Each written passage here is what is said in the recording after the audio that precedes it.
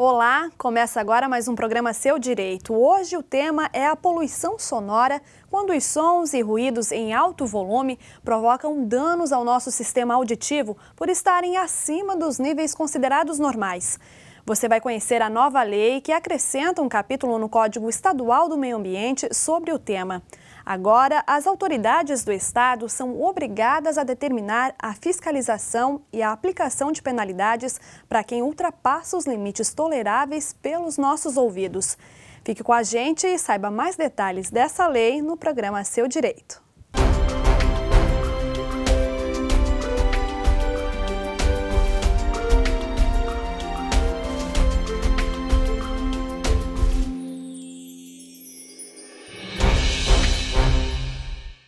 A poluição sonora não deixa resíduo ou tem um raio de ação menor que a poluição do ar e é percebida somente pela audição.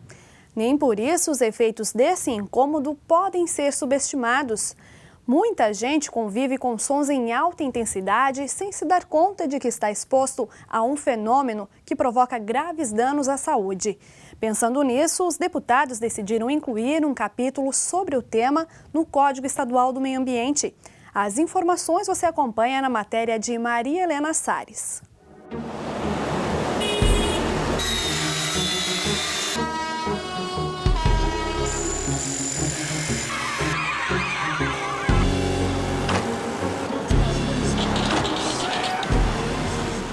O mundo está cada vez mais barulhento. A era da energia elétrica, do som alto, dos shows e baladas e do trabalho em locais com motores potentes funcionando o dia inteiro preocupa os profissionais da saúde. Agora, tente adivinhar. O que faz mais barulho? Um caminhão pesado passando pelo centro da cidade ou uma escola na hora do recreio? Pode não parecer, mas enquanto o caminhão chega a 74 decibéis, em algumas escolas, medidores já chegaram a registrar 105. E agora, qual a intensidade do barulho registrado no tráfego de uma avenida movimentada com obras, utilizando equipamentos como rompedores ou serra? 120 decibéis. Decibel é a unidade de medida usada para descobrir a intensidade de um som. Mas até quanto de barulho ou ruído nossos ouvidos aguentam sem nos causar problemas? Isso é uma resposta difícil de dar. Pelo Ministério do Trabalho existe uma tabela que diz que o indivíduo pode ficar exposto até a 85 dBs durante 8 horas por dia. Conforme essa intensidade aumenta, o tempo de exposição diminui bastante, né? Então 85 dB seria uma referência, sabendo que existe uma predisposição individual e às vezes esse tempo pode variar, assim como a intensidade. Estamos em Blumenau, um dos grandes centros industriais de Santa Catarina, polo da indústria têxtil e sede de grandes empresas de variados setores. Algumas ficam bem próximas à área central da cidade. Produção em alta escala significa barulho na vizinhança. Quando a fiscalização deve ser feita na parte externa, a Fundação Municipal do Meio Ambiente entra em ação. Hoje em Blumenau nós temos uma ouvidoria, ela recebe processos de reclamação. Então, com esses processos de reclamação, a gente vai, em atendimento ao reclamante, fazer uma medição de ruído. Tá? Então, é agendado um horário, você vai à casa do reclamante verificar se está ocorrendo a infração ou não. E se ocorrer a infração, então o infrator é notificado a solucionar o problema, é dado um prazo para ele, comunicado ao reclamante sobre isso, e se ele não resolver o problema, aí sim passa por uma autuação. A punição pode chegar a multas de até R$5.000 e, em caso de reincidência, até a interdição do local. Hoje as principais reclamações são de bares e igrejas. Existem muitas atividades que são acima do nível permitido, até porque os níveis são bastante rígidos, tá? A gente tem uma própria conversa nossa que já estaria acima do nível que a NBR estabelece. Então é bastante complicado de atender. Mas dentro dos estabelecimentos que a gente atende, a maioria tenta se adequar, faz um projeto de isolamento, ou muda a parte sonora, diminui o volume. A maioria tenta se adequar. Este aparelho é o decibelímetro, usado para medir a intensidade do som em decibéis. Agora, nós vamos acompanhar os fiscais da Fundação do Meio Ambiente de Blumenau a um dos pontos mais movimentados do centro da cidade, para ver se o barulho das ruas perturba o sossego alheio. Terminal de ônibus, via rápida e de tráfego pesado. O aparelho chega a marcar 97 decibéis, 12 a mais que o recomendado para que não haja prejuízo para a audição. Hoje os padrões de níveis de ruído a serem atendidos são especificados por norma. Então tem uma NBR que trata disso, que é a NBR 10.151 da BNT. Ela é instituída pela resolução do CONAMA 01 de 90. Então ela trata os níveis máximos de ruído permitido para áreas habitadas. Então lá estabelece áreas predominantemente residenciais, áreas industriais e qual nível a gente tem que atender. Assim como a poluição do ar ou da água, a poluição sonora também é um problema ambiental. Mas até hoje a legislação estadual não se preocupava muito com os danos à saúde que o barulho pode provocar.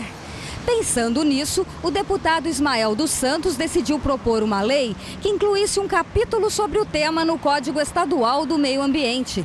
A Assembleia Legislativa aprovou a proposição e agora o poder público fica obrigado a combater o barulho em excesso. O que nós propusemos? De que as medições feitas pelos municípios, pelas fiscalizações locais, elas sejam feitas a partir do ponto do denunciante. Por quê? Digamos que havia um bar, havia uma denúncia, o fiscal vai com o decibelímetro e o coloca lá na porta do bar. Então, como é que nós vamos ter uma régua que esteja sintonizada com as medições em todo o estado? Criando um parâmetro. E esse foi o parâmetro que a lei estabeleceu, de que a partir da denúncia o fiscal deve colocar ou deve fazer a medição, colocar o decibelímetro lá junto ao ponto do denunciante. Som é uma onda mecânica que se propaga em meios onde há massa e elasticidade e se torna prejudicial quando emitido em alto volume. Ruído é um barulho inoportuno, indesejável, que pode prejudicar a percepção de um sinal ou gerar desconforto. Pelo novo capítulo do Código, tanto a emissão de sons como a de ruídos deve obedecer os limites e padrões estabelecidos pela legislação e pelas normas da ABNT, a Associação Brasileira de Normas Técnicas. A maioria das reclamações que chegam no município são de ruído, tá? Então tem muita gente infringindo essa legislação. Já existia uma normativa a nível nacional, mas eu acho que é interessante o Estado também regulamentar isso. E é, com certeza, um problema hoje das áreas habitadas, a questão de ruídos. Então é interessante que tenha no Código Estadual também. A lei, que inclui o capítulo da poluição sonora ao Código Estadual do Meio Ambiente, também determina que o poder público adote medidas, programas e políticas de prevenção e faça reavaliações periódicas dos limites e restrições estabelecidos para as atividades que produzem ruídos, incluindo locais, horário permitido e a natureza das atividades. O poder público também deve exigir a instalação de equipamentos de prevenção e redução de ruídos. O objetivo é garantir a saúde auditiva da população e preservar o meio ambiente.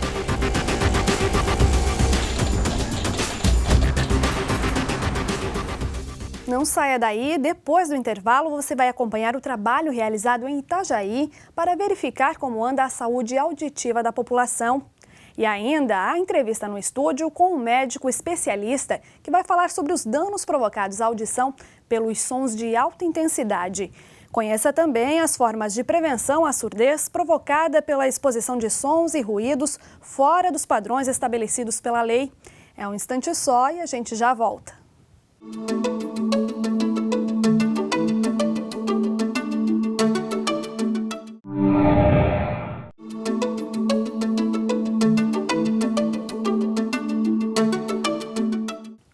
programa Seu Direito de hoje fala sobre a poluição sonora. A Assembleia Legislativa aprovou uma lei que acrescenta um capítulo no Código Estadual do Meio Ambiente, determinando limites para a emissão de sons e ruídos e a fiscalização para evitar o desrespeito a esses padrões. Você já ouviu que o barulho está presente na rotina de muitos cidadãos? Conheceu o trabalho dos fiscais do meio ambiente para evitar a poluição sonora e os detalhes da nova lei?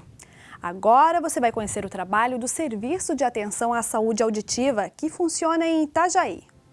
O seu Sebastião trabalhou 20 anos na construção civil.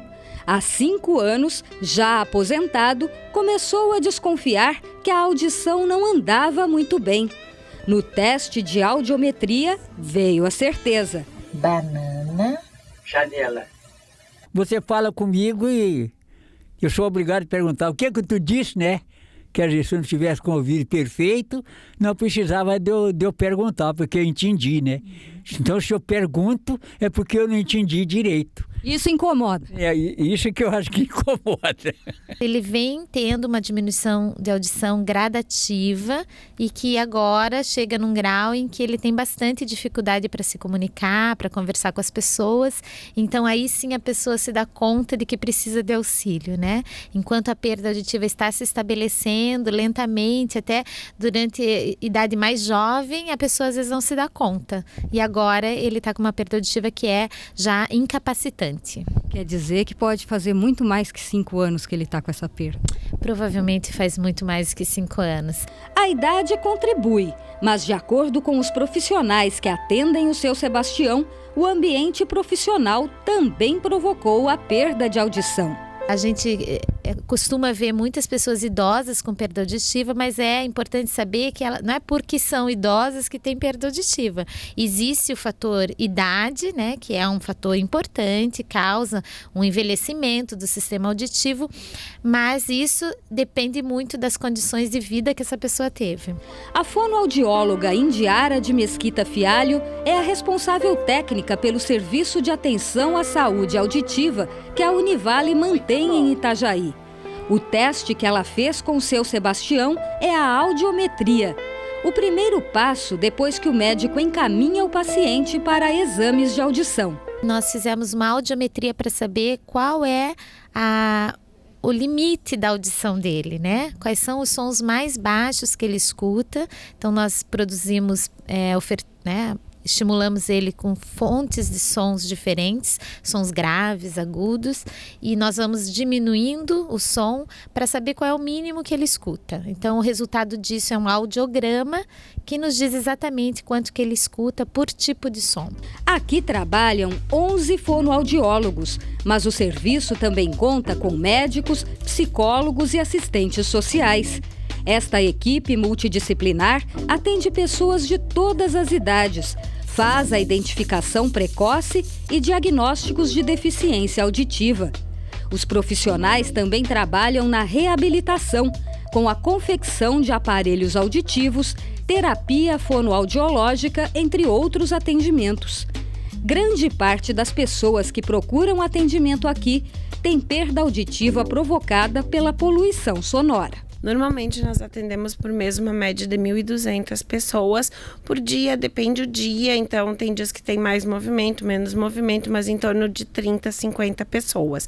O que a gente tem é nos adultos, mais ou menos metade deles vão ter, entre os motivos da perda auditiva, a exposição ao ruído. Então, às vezes isso está associado à idade, mas a grande maioria dos adultos vai relatar entre um dos motivos a exposição ao ruído. De acordo com a Organização Mundial de Saúde, 76% da população que vive nos grandes centros urbanos sofre impacto acústico muito superior ao que é recomendável. E aproximadamente 120 milhões de pessoas em todo o mundo têm a audição afetada pelo ruído. Os profissionais da saúde fazem um alerta. Além da poluição sonora produzida pelas atividades cotidianas, a moda dos fones de ouvido se transformou num risco para a saúde auditiva. O que você ouve aí? Que tipo de música? Rock, mas é rock. Em que volume? No máximo. Você não tem medo de dar problema no futuro? Eu vou ficar surdo igual, né? Eu já tô surdo. Muito? Médio. Você sente o quê para você saber que você está surdo? Você não ouve direito mais pessoas ou é só um zumbido no ouvido? Só em ligações telefônicas, fica muito baixo. A gente está numa era de tecnologia que permite muito acesso e de forma muito fácil de som para os ouvidos, né? E você sai na rua e esquece que tem outros sons em competição e o volume daí que de repente para ele é normal já está muito alto e acaba vindo com lesão cada vez mais cedo. Então, se a gente tinha uns 10, 12 anos atrás uma população média que vinha procurar ajuda na faixa dos 35 para cima, a gente já tem hoje uma população que vem com 16, 17 anos de idade, né? E aí não está exposto a ruído de trabalho, mas sim ruído de lazer, vamos falar assim, né? A previsão é que daqui a pouco a grande maioria dos adultos na faixa de 40, 50 anos já estejam com perda auditiva em função dos hábitos que eles tiveram desde adolescentes. Então, não só da questão profissional, essa sim é maior ainda, mas também dos hábitos que temos hoje em dia de ouvir música alta, de usar fone de ouvido. Para quem não consegue mais viver sem o fone de ouvido, é preciso ficar atento a algumas recomendações. Uma dica que a gente dá é nunca use o seu equipamento sonoro individual na posição maior do que metade do volume. Então, é uma dica, a gente não pode garantir que não vai ser prejudicial para a audição, porque cada equipamento vai produzir uma quantidade de som. Os riscos estão por toda a parte e os cuidados devem começar nos primeiros meses de vida. Ao atender crianças, os fonoaudiólogos fazem um alerta aos pais. Cuidado com brinquedos de procedência duvidosa e que emitem som. Tem alguns brinquedos que são regulamentados, outros não, principalmente os que estão no mercado comum, camelô, por exemplo. E aí, às vezes, o barulhinho que o equipamento faz, que para o pai e para a mãe é extremamente interessante, pode ser extremamente alto e nocivo para a audição da criança. A falta de atenção com a intensidade dos sons e ruídos a que nos expomos pode refletir no nosso estado geral de saúde. Além da surdez e da perturbação do sossego, a poluição sonora provoca inúmeros efeitos no organismo. Cefaleia, tensão muscular, problema de estômago, para alguns senhores, hipotência, enfim, várias questões são interferidas sim pela exposição excessiva ao ruído, né? Porque assim, mexe com o metabolismo, mexe com uma série de questões do nosso organismo, né? Que descompensam de tal forma que você tem daí por consequência o mal chamado estresse, né? Por isso, é bom ficar de ouvidos bem abertos, evitar o som alto e denunciar quem emite barulho em excesso. E nunca se esqueça, acabar com a perturbação auditiva também é uma forma de preservar a saúde e o meio ambiente. Para quem lida diariamente com pessoas surdas e deficientes auditivos, a preocupação das autoridades com a poluição sonora, agora incluída no Código Estadual do Meio Ambiente, é motivo de comemoração. Acho que o Estado fazendo isso mostra uma preocupação muito atual, muito importante para a qualidade de vida das pessoas, né? Porque, como eu disse, as pessoas às vezes não sabem que aquele ruído está trazendo impacto na saúde delas, né? Então eu chego em casa estressado, ou eu estou em casa e preciso aumentar muito a televisão porque o barulho da rua é muito alto, eu vou criando uma competição sonora dentro de casa, isso afeta a relação familiar, né? O meu sono. Então é uma série de prejuízos que as pessoas têm em função do ruído e que às vezes elas só se dão conta, ou porque ficam doentes, ou mesmo quando elas vão para o silêncio e falam, nossa, como é bom ficar no silêncio, né? Como é bom não ter aquele barulho da minha casa, do meu trabalho, né? Então isso mostra que o ruído tem um impacto importante, né?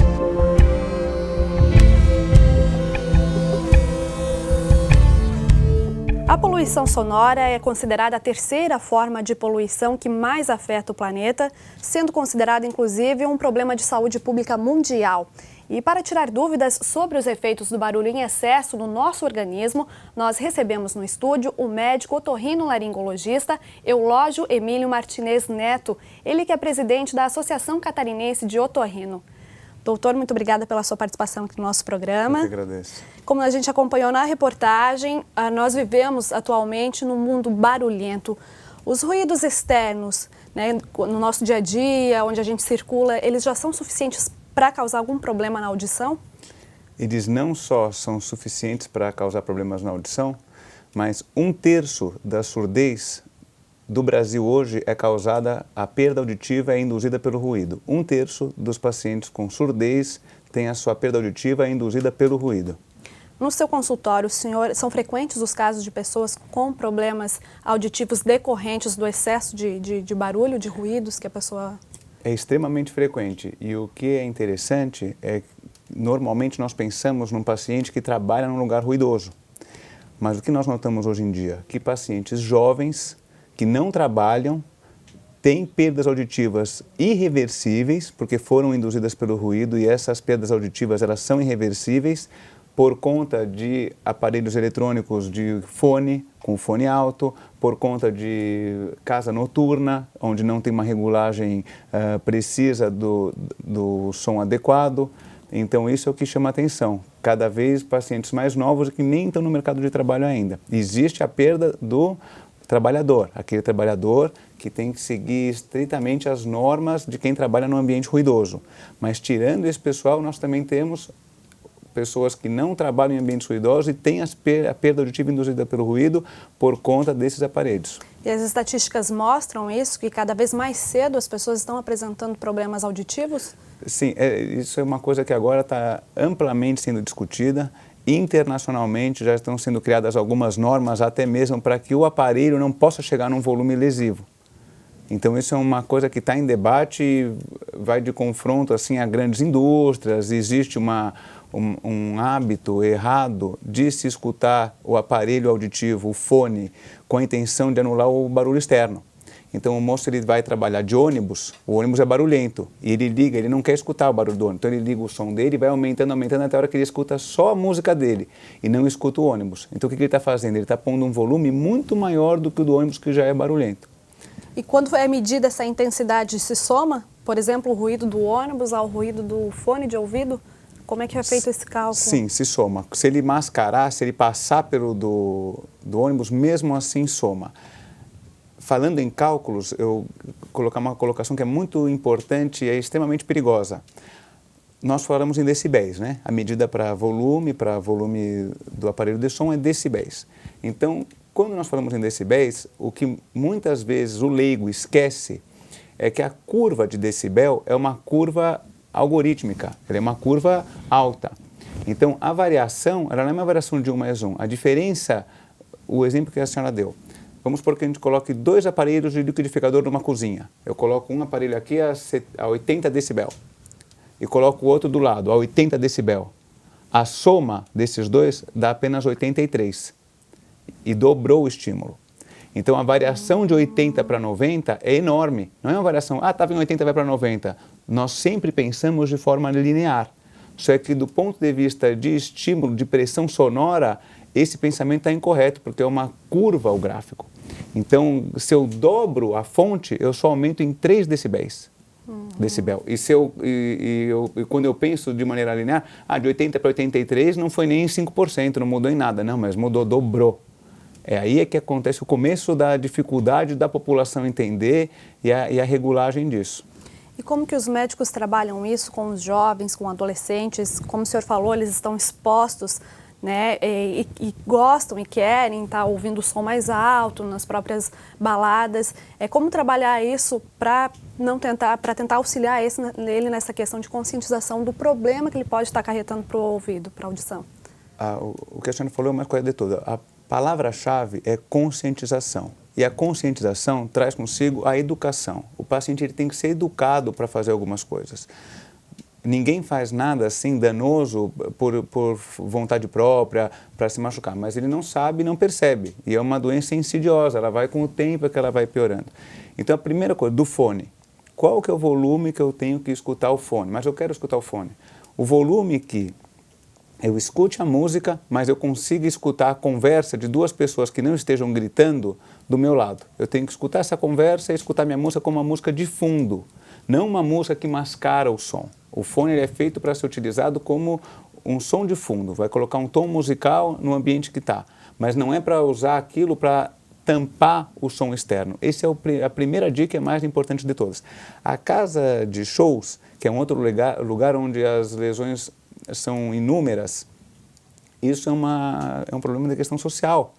Tem que ter uma sindicância e tem que ter pessoas do governo que façam as avaliações, mensurem e liberem ou não. Isso já existe na teoria, mas na prática isso não acontece, né? Na hora que o show está acontecendo, quem está do lado da caixa de som, ele está altamente exposto à perda auditiva, e toda vez que a pessoa vai num show e ela sai do show e ela continua ou com aquele apitinho na orelha, ou com a sensação de estar escutando um pouco menos nas próximas horas, com certeza ela teve um estímulo que foi o suficiente para causar uma lesão.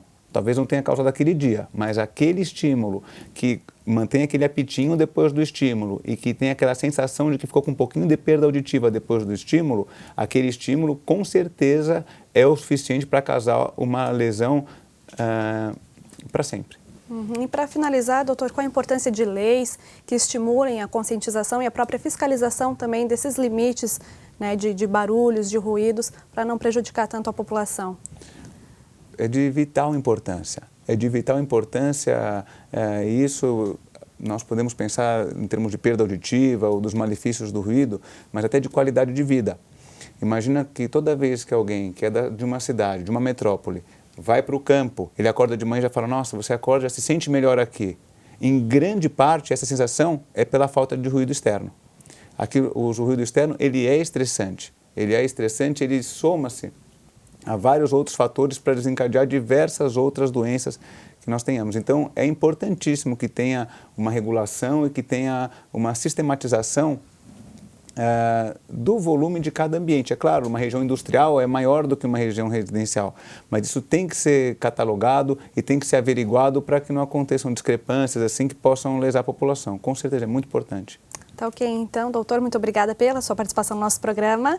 E o programa Seu Direito fica por aqui. Eu espero você na próxima edição. Até lá!